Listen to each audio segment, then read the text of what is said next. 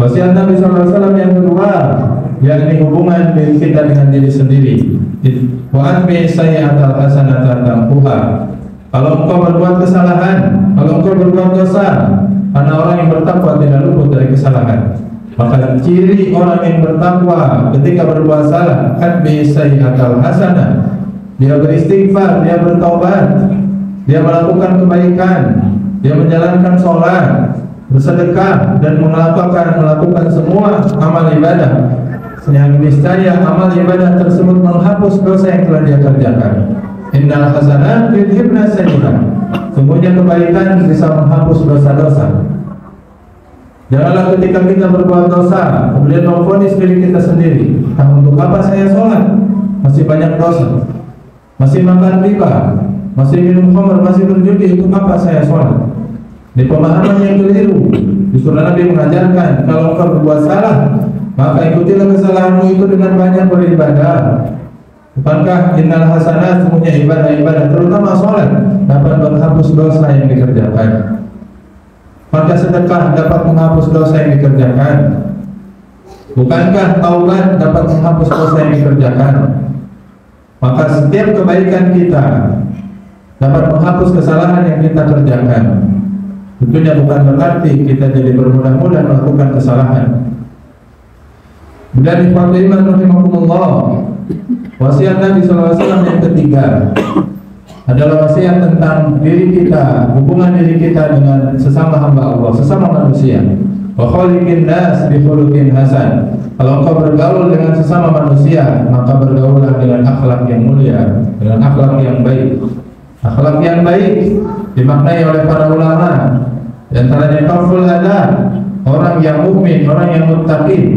Maka dengan akhlaknya itu tidak akan mengganggu orang lain, tidak akan merugikan orang lain, tidak akan menyakiti orang lain, baik dengan tangannya, dengan lisannya. Al-muslim man salimal muslimuna min lisanihi wa yadihi.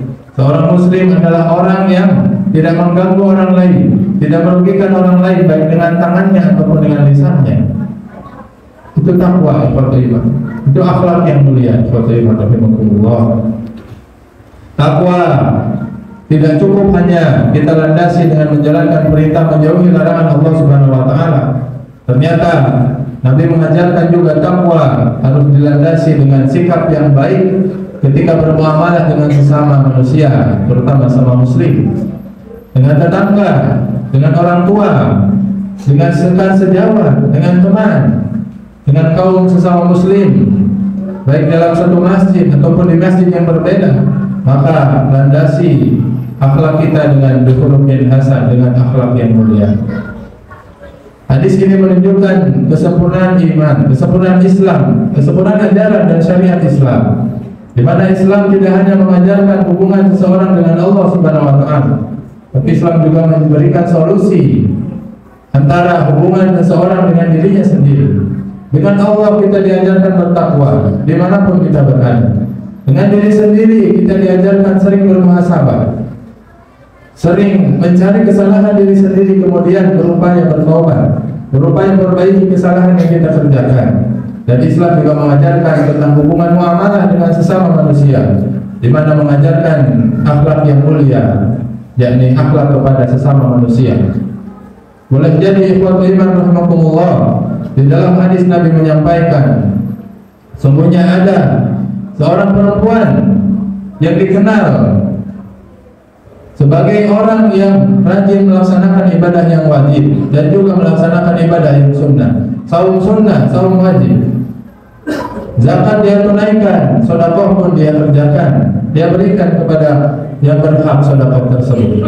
Tetapi dia memiliki penyakit di lisannya, yakni lisannya suka menyakiti tetangganya. Maka Nabi SAW menyampaikan, dia finnar, perempuan itu tempatnya di neraka. Saking pentingnya masalah muamalah, saking pentingnya masalah akhlak. Ternyata ibadah sunnah pun bisa hangus pahalanya karena seorang memiliki akhlak yang buruk.